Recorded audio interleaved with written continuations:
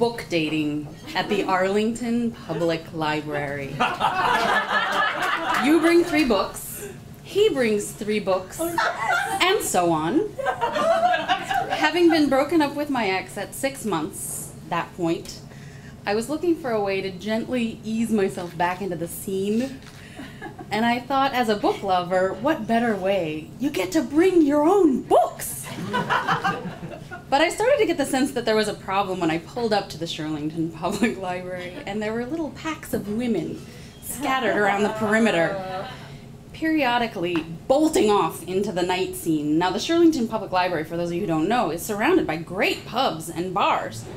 But I didn't understand why they were going before the dating event. But I understood why it was that my sisters were seeking solace when I got inside the library to see about 100 women and 5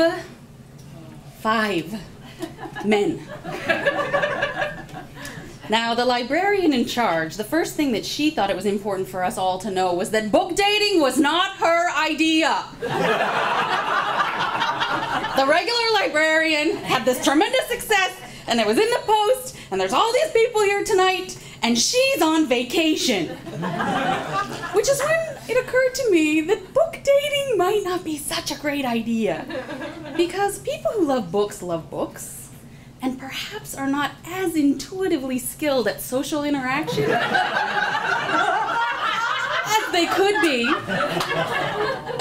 As evidenced, first off, by there being no mechanism to share emails or phone numbers in case one of us should happen to make a connection. And as further evidenced by her solution to our gender disparity problem, which was, why don't you all just sit down, get into groups, and start dating while we're waiting for the men to arrive. Now, I don't know about the rest of you, but dating, for me, does not involve 7 women sizing each other up while one man leans back and thinks, man, it's good to live in Washington, D.C.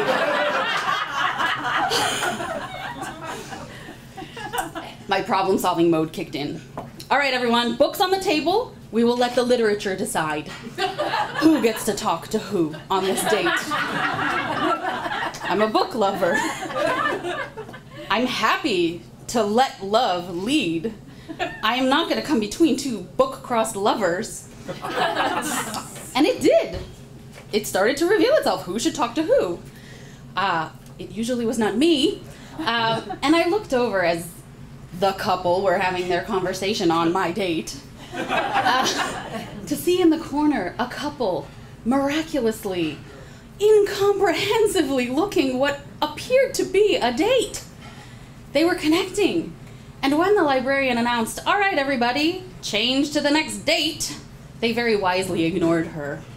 We were down to 4. Jay was deaf. I was delighted because I was learning sign language at the time. I started off with the phrase I had been practicing all afternoon. Do you, and he says, let me stop you right there. I am here to practice my lip reading. Bachelor number 3 wanted to know whether I had read about him in the Post. I had not. Had I read the article, I do not think that the description of the 52-year-old who had been 3 months in a row would have been the reason I would have dragged myself out on that particular evening, much less as I began to talk to him. And he started telling me, it's really not even about the romance. It's about making friends. And I've met the nicest people. But I mean, it's in the name. Book dating. I have enough friends. Okay? So when the librarian announced, all right, everybody, move on to your next date, and somebody, it might have been me, shouted, who in this room is on a date right now, lady? That she gathered something of the predicament that she had put us all in. And said, well, there's men in the other room. And one of my dates looked at me and said, well, if there's other men here, why are they in the other room? And I think, Well, when I walked in here, the only men that I saw were the usual pack of characters thronged around the free computer internet at the front entrance. Oh. And yes, as if by cue, one by one, these gentlemen started coming in with the plastic ensconced library books that they had just pulled off the shelves of the Shirlington Public Library.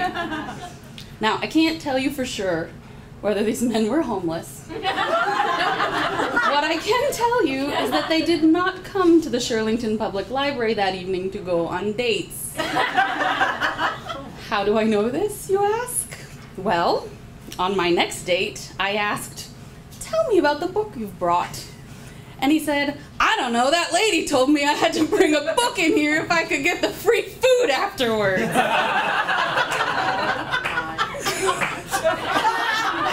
I rallied everything that I had for date number 5. I took the initiative and said, "This is one of my favorite Canadian authors." To which he replied, "My girlfriend's Canadian!" Again, dating means that if you have a girlfriend, you don't talk about her on your date. We were all hanging in for the free food at this point. And when it arrived, we all abandoned the charade and headed for the shrimp cocktail donated by Ruth's Chris Steakhouse. And I don't know if it was the evening that I had just had, but I have never tasted such a delicious shrimp cocktail. And the evening, I thought, was best encapsulated by one of my fellow shrimp eaters who leaned in to say, "You know, I never thought that my first experience with polyamory was going to be at the public library." And I thought, yes, let's believe that that's what happened here tonight. Let's believe in love. Let's choose to believe in the possibility. And there, sure enough, was that couple, still blissfully ignorant of the rest of us, having their date. They had done it. And I left that evening with a cell phone full of photographs of book recommendations that I had gotten over the course of the evening. I mean, what was I expecting? It was right there in the name.